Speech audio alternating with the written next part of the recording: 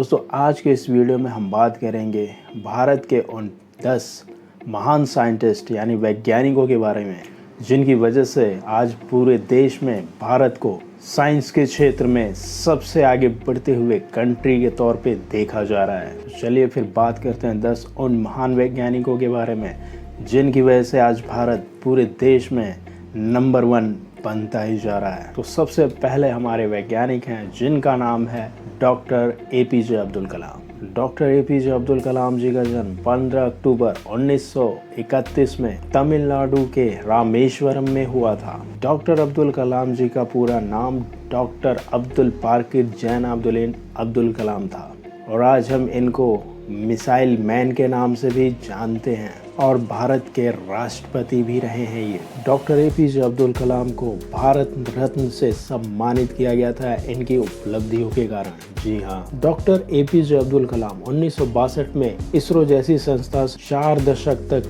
जुड़े रहे थे। वो डॉक्टर अब्दुल कलाम ही थे जिन्होंने 1974 में और 1998 में भारत के पोखरण में परमाणु परीक्षण में एक अहम भूमिका निभाई थी। जी हाँ, वो एक तरीके से पूरे के पूरे प्रोग्राम के संचालक के रूप में काम कर रहे थे, यानी चीफ की भूमिका निभा रहे थे। और आप में से अधिकतर लोगों को ये भी पता होगा कि अब्दुल कलाम जी एक नाविक के बेटे थे। जी हाँ, बहुत ही गरीब परिवार से वो बिलोंग करते थे, लेकिन अपनी काबिलियत पर उन्होंने देश को साइंस के क्षेत्र में बहुत आगे बढ़ाया। उनके इन प्रयासों के कारण 1997 में भारत रत्न से उनको सम्मानित किया गया था और इनके नाम पर किताबें भी लिखी गई हैं। वो प्रसिद्ध बुक्स हैं विंग्स ऑफ फायर जो कि इनकी पूरी जीवनी पे बेस्ड है। दूसरी थी India 2028 vision for the new millennium. तीसरी बुक थी भारत की आवाज़।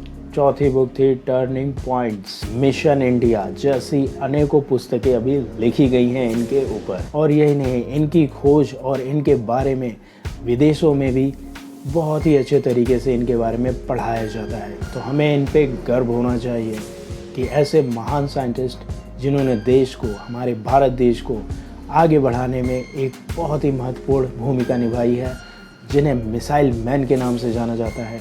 और दूसरे जो महान वैज्ञानिक हैं इनका नाम है CNR राव, यानी चिंतामणि नागेश रामचंद्र राव। इनका जन्म 30 जून 1934 को बेंगलोर में हुआ था। ये कन्नड़ परिवार में पैदा हुए थे और अमेरिका के प्र्ड्यू यूनिवर्सिटी से नोबेल पुरस्कार विजेता प्रोफेसर HC ब्राउन के निर्देशन में स्पेक्ट्रोस्कोपी में रिसर्च की है। यानी स्पेक्ट्रोस्कोपी में रिसर्च करते हुए इन्होंने 1958 में PhD की डिग्री प्राप्त की, वो भी अमेरिका से, वो भी नोबेल पुरस्कार विजेता प्रोफेसर HC ब्राउन के निर्देशन में। और PhD करने के बाद ये वापस भारत आ गए और 1976 में इंडियन इंस्टीट्यूट ऑफ साइंस की संस्था से ये जुड़ गए। और इस संस्था में जुड़ने के बाद इन्होंने केमिस्ट्री में अपना रिसर्च किया और यहाँ पर इन्होंने सॉलिड स्टेट और मटेरियल केमिस्ट्री में रिसर्च किए। और इस फील्ड में इनकी जो खोज है ये पूरे विश्व में प्रसिद्ध हुई। यानी उन्होंने किसी भी पदार्थ की मॉलिक्यूल स्ट्रक्चर को डिफाइन किया है और दुनिया के कई देशों की यूनिवर्सिटी में एज अ गेस्ट लेक्चर इनको इनवाइट किया गया है। यानी ये ऑक्सफोर्ड, कैलिफोर्निया जैसे विश्वविद्यालयों में विजिटिंग प्रोफेसर रहे हैं। और 1989 में यानी 1989 में Jawaharlal Nehru centre for advance scientific research centre की स्थापना बेंगलोर में की। और अब तक उन्होंने सॉलिड स्टेट और मटेरियल केमिस्ट्री के ऊपर 45 यानी 45 बुक्स की रचना कर दी है और साथ ही केमिस्ट्री के ऊपर 1500 से भी ज़्यादा रिसर्च पब्लिकेशन इन्होंने कर रखी है।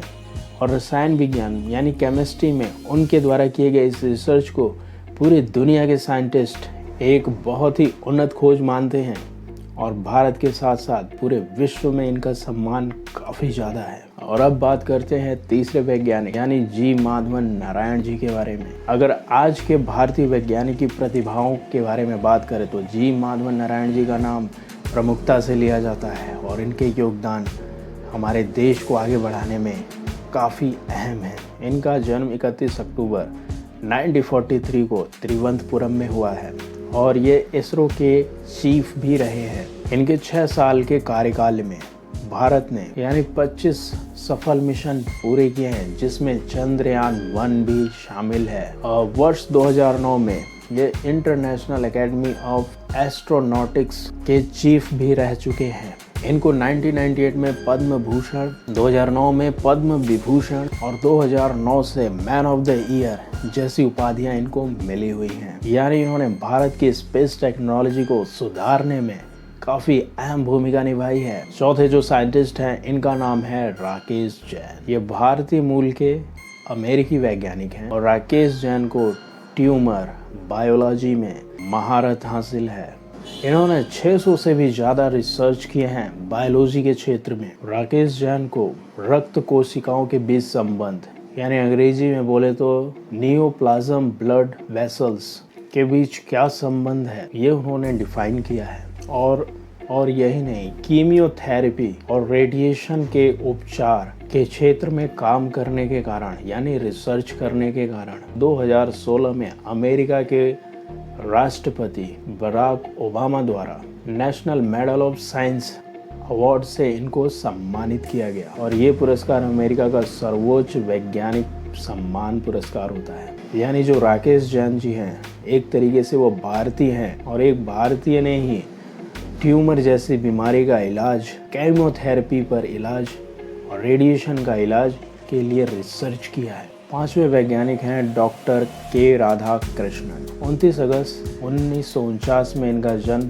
केरल में हुआ था और ये मूल रूप से अंतरिक्ष के वैज्ञानिक है यानी स्पेस साइंटिस्ट हैं ये।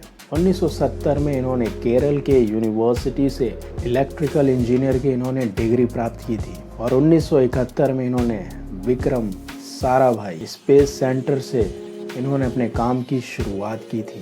ये इसरो के चीफ रहते हुए GSLV के लिए एक स्वदेशी क्रायोजेनिक इंजन बनाया और मंगलयान को सफलतापूर्वक उसकी मंजिल तक पहुंचाने वाले यही वो साइंटिस्ट हैं।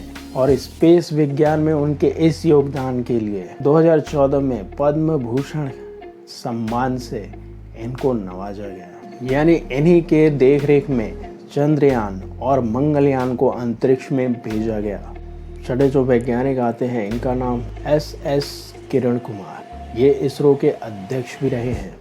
इन्होंने अंतर्राष्ट्रीय मौसम विज्ञान, भूमि, महासागर, वातावरण और ग्रहों से जुड़े शोध में अपना महत्वपूर्ण योगदान दिया है। इन्होंने ही मंगल ग्रह पर भेजे गए मार्स ऑर्बिट को मंगल ग्रह की कक्षा में स्थापित करने की रणनीति तैयार की थी। यानी मंगलयान और चंद्रयान के उपकरणों को खोजने के लिए इन्हें पद्मश्री पुरस्कार से 2014 में सम्मानित किया गया है।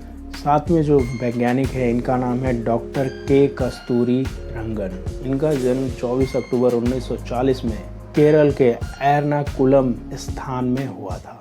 इन्होंने खगोल विज्ञान यानी एस्ट्रोनॉमी के क्षेत्र में रिसर्च करने में अपना अहम योगदान दिया है। इन्हीं के नेतृत्व में ही चंद्रयान 1, इनसैट 2 और भारतीय दूर संवेदी उपग्रह IRS-1A और 1B की सफलता इन्हीं के साथ जुड़ी हुई है और इनके योगदान के लिए इन्हें पद्म विभूषण, पद्म भूषण, पद्मश्री जैसे पुरस्कारों से सम्मानित किया गया।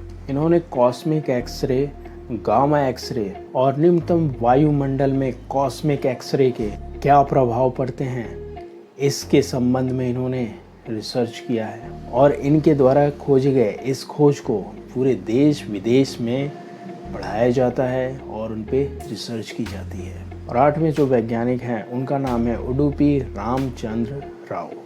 10 मार्च 1932 में इनका जन्म हुआ था कर्नाटक में। इनका भी अंतरिक्ष विज्ञान में एक अहम योगदान माना जाता है क्योंकि इन्होंने 1975 में भारत के पहले उपग्रह आर्यभट्ट सहित 18 उपग्रह लॉन्च किए हैं और उनका डिज़ाइन किया है। उनकी इस उपलब्धि के कारण 1976 में पद्म भूषण ग्रुप अचीवमेंट पुरस्कार ये भी नासा से मिला है। और जो नवे वैज्ञानिक हैं इनका नाम है सतीश धवन। इनका जन्म 25 सितंबर 1920 को जम्मू एंड कश्मीर में हुआ था। ये भारतीय विज्ञान संस्था यानी इसरो से लगभग 20 साल तक जुड़े रहे हैं और विज्ञान के प्रति इनके इतनी समर्पण के कारण पद्म पुरस्कार 1971 में इनको मिला था। और इन्होंने खोज किया था ध्वनि से भी तेज यानी साउंड से भी तेज सुपरसोनिक विंड टर्मिनल का इन्होंने विकास किया था। और इन्हीं के नाम पे सतीश धवन अंतरिक्ष केंद्र स्थापित किया गया है, जो कि आंध्र प्रदेश के श्रीहरिकोटा में स्थित है। यानी सुपरसोनिक टर्मिनल की खोज करने वाले वैज्ञानिक कोई और नहीं, सतीश धवन जी ही रहे हैं। और इनकी इस खोज को पूरे दुनिया ने सराहा है। और जो लास्ट बट नॉट लीस्ट अगले वैज्ञानिक हैं, इनका नाम है वेंकटरमन रामकृष्णन।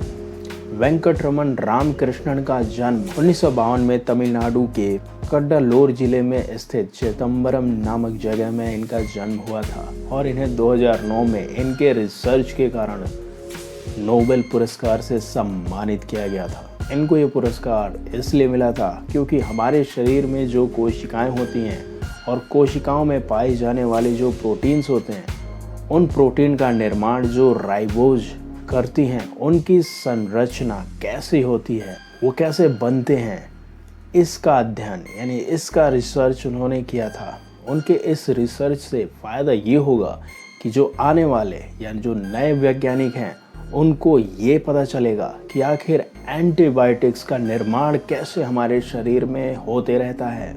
तो दोस्तों, ये थे हमारे देश के वो 10 साइंटिस्ट जिन्होंने पूरी दुनिया का नक्शा साइंस के क्षेत्र में बदल के रख दिया है। क्योंकि भारतीय साइंटिस्ट असंभावना में भी संभावना की तलाश कर लेते हैं। तो खैर, ये तो रहा हमारे महान साइंटिस्टों के बारे में थोड़ी सी जानकारी। अगर आपको ये वीडियो अच्छी लगी तो हमारे चैनल को प्लीज़ सब्सक्राइब कर लीजिएगा। खुश रहिए, मुस्कुराते रहिए। धन्यवाद।